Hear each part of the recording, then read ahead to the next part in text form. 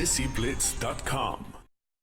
Hi, I'm Zane Dalal. I'm the Associate Music Director of the Symphony Orchestra of India. We're here in Birmingham for our concert tonight, and you're watching DESIblitz.com.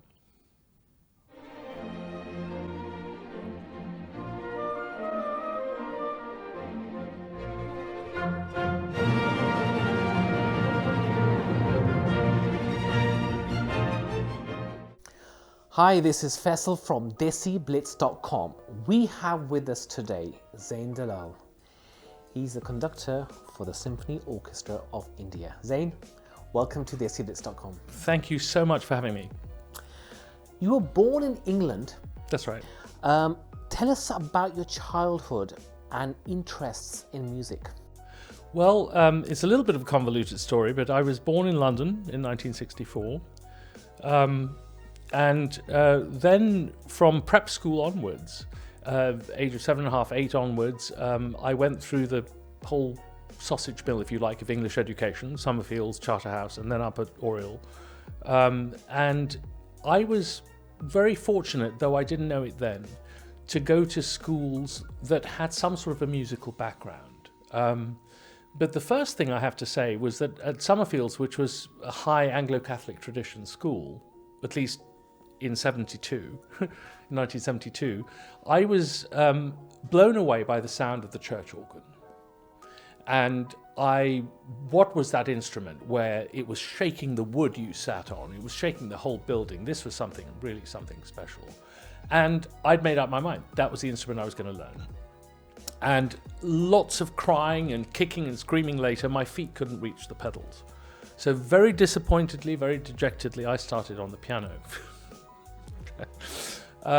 And somewhere along the line, became fairly competent at both, ended up with the organ scholarship at Oriel College, and then training the chapel choir, which then led me into conducting, which then led me into a course in orchestral conducting, and the rest is sort of the piece-by-piece pile-on that happens.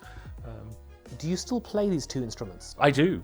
In fact, I arranged with Richard. I don't know with Richard Hawley if it's possible to, after the sound check, have a go on the instrument here, because I think it's marvelous.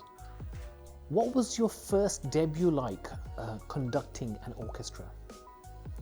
That's a wonderful question. It takes me back. It was at Indiana University. I had just been received into the conductor's course, and first year students don't get to do a concert. But there I was in my first term, and they said, you're going to do Iphigenia in Aulis, the overture to Iphigenia in Aulis by Gluck. It's a piece that I would not have treasured as much as I do had it not been the first piece I conducted. And I remember coming off stage.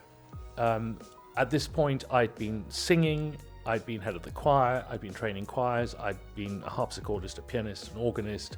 I didn't really know where it was all going to end up until that moment and that concert, and watching the exit lights go away behind me, and that promise of the orchestra, and bringing down your hand and having all these people play with the inflection and gesture of your hand. This was incredibly satisfying. And I remember coming off stage and rushing to my professor and saying, this is it, this is what I want to do. And he sort of very dryly, yeah, I know. How did he know? I didn't know. But it was one of those moments. And that led me to more and more. And then by the time I left Indiana University, I was assistant to the opera department, and working with operas and singers and coaching and stuff. So it's very broad projects they have there. What is your view on the Indian music scene today versus the past? Is live music struggling? Live traditional music is very strong. It's doing very well. And when you say Indian music, do you mean everything? You mean ghazals, qawwalis, Sufis, Bollywood and everything? I think India in general is asserting its authority on the canvas of world music. It has now become one of the premier sound source of music all across the planet. And that is something to be very proud of. It was a long time coming. It has arrived. It was a journey that was started by Pandit Ravi Shankar and my father Ustad Allah Rakha. Way back in the late 50s, early 60s, they worked, they toiled hard, and managed to get us to a point where Woodstock arrived and Monterey Pop Festival arrived, and they were touted as some of the greatest musicians of our time. It focused on India. Before India was an economic power, the West lauded India, respected India, loved India for its tradition, its culture. Yoga, meditation, Ayurvedic treatments, music and all. That's what the world saw of India, and only in the last 10 years or so now it has become an economic power. But music element, the art element has always been what India is special about, excels. And it's true, whenever you get to a new country, it's through their culture that you get to know the country, not through how much money they have. It's the culture that's very important. That's how you know the people and you understand what they are all about and how to interact with them. And so I would have to say that yes, India is now most certainly one of the premier cultural hubs of the world. What are the most challenging things for you as a conductor? It's such a large question to answer because there are so many challenges. But the biggest challenge is also the biggest reward if you can get it right. Music, once you put it in the right way, once you start it, is a living organism. It's like holding a live bird in your hand. A little bit too much and things can go wrong, a little bit too little and things can go wrong. The balance of knowing that you're working with a live organism with all these marvelous musicians in front of you, the one thing is the greatest challenge and also the greatest reward is not to disturb it. It's like having those, I don't know if you've seen them or not, I'm going back into antiquity really, but no child plays with these anymore. But there used to be those tops that you spun with rope, with strings, right? And it's all in the motion of setting it go. If you decide in the middle, it's not going fast enough, or I want it to tilt, or and you mess around with it, it will break what you have set in motion. So it is in many ways, it's the upbeat that is the most important. And then you have to learn to get out of the way. And the musicians must play as if it was their idea, what you want. And so that and it's marvelous, working that out in rehearsal and allowing it to blossom in concert. I think that's probably the most challenging and the most rewarding aspects of it. Have you been in a situation where things started to get a little bit wrong, and how did you overcome that situation? One does occasionally have moments that happen, hopefully not too often, in the actual concert. That's what the rehearsals are there for, to make sure that we don't have extraordinary moments. But the issue is to trust, and a trust that has to develop sometimes over time between the players and you. They must trust that you will be able to bring them back on, and they must trust also that you will wait for them to sort themselves out, because everybody knows instinctively when that moment occurs, and we hope it doesn't. I mean, it's not a pleasant moment. I'm surprised you're asking me about it. You're performing in Birmingham with the Symphony Orchestra of India. How have the preparations come along, and what can fans expect? Well, first of all, I hope the fans come with an open mind, not with preconceived ideas, because that would mean that we'd have to first spend an hour breaking them down. We don't have that kind of time. When you're playing a concerto, you have a limited amount of time, and in that you have to convince them that what they are hearing is something special. So, first of all, this is one of the first attempt at this kind of things. I don't think there was, when this tabla concerto was commissioned, I don't think there was any other tabla concerto ever written. Yes, there was a sitar concerto written, but not a tabla concerto. So, and to take a rhythm instrument sitting in the center of 95 melodic instruments and have it be the lead or the solo instrument sounds kind of wacky in the American sense. But it is something that they interested me with. They thought I could do it. They trusted me with it, and they asked me to do it. And then as I was going along, I figured out this actually is the way to go about it, because when you have a sitar concerto, a sitar is conveying a raga mode, performing a raga scale. And a raga does not allow for any other notes to exist inside of it except for the one prescribed for the raga. And that means Western harmonies and counterpoints, canons, and all those styles are very dangerously out of place in that system. But when you're a rhythm player, you don't have to worry about all that. As a rhythm player, you bring your rhythmic repertoire up, and then you color it with all these harmonic and sonic elements, melodic elements that are around you, and actually have them play tabla, but melodically.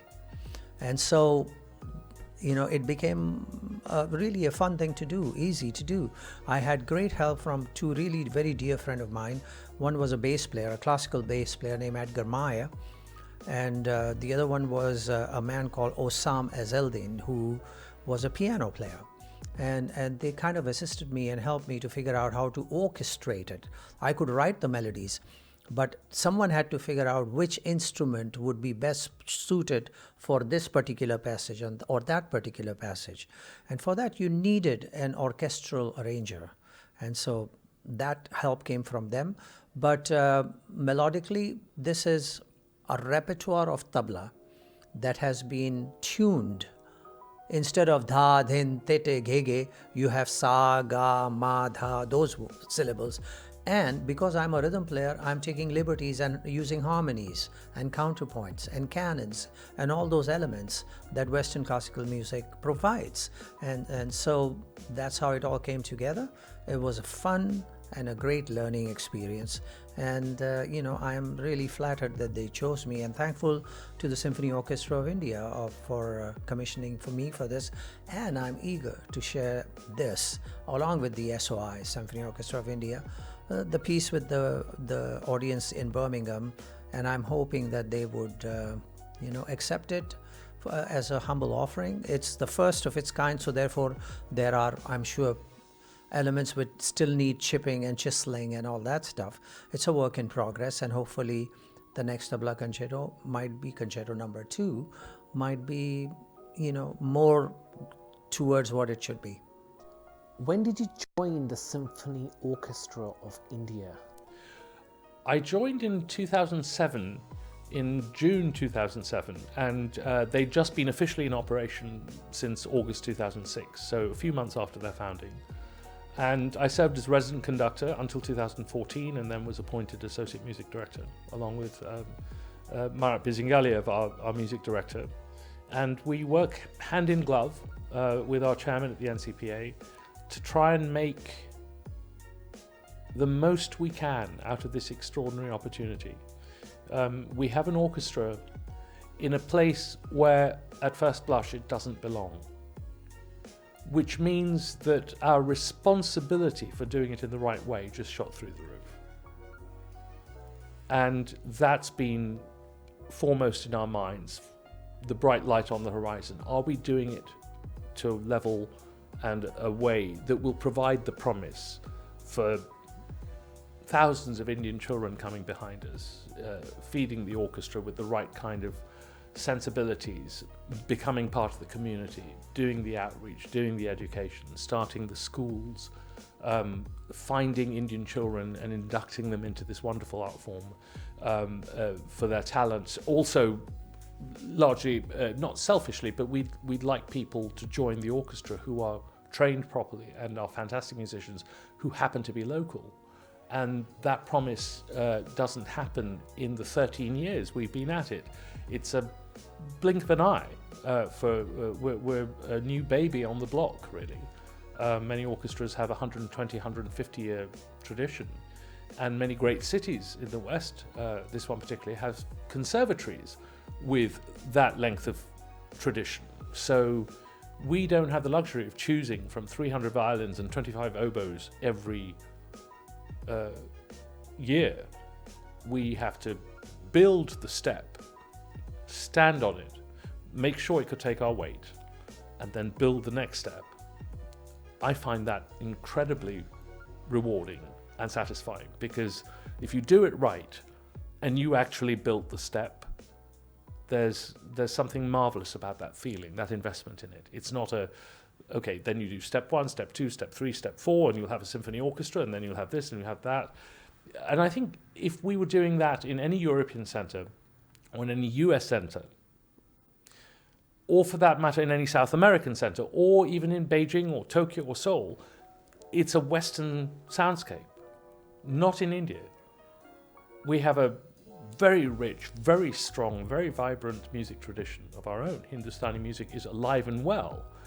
And our orchestra and our musicians and our children who are learning to put both side by side and enjoy and pick from both what they like. And I think that's very exciting too. Thank you, Zane Dalal, for joining us on DESIblitz.com. Thanks very much for having me. It's a pleasure. And it's great to be here in Birmingham.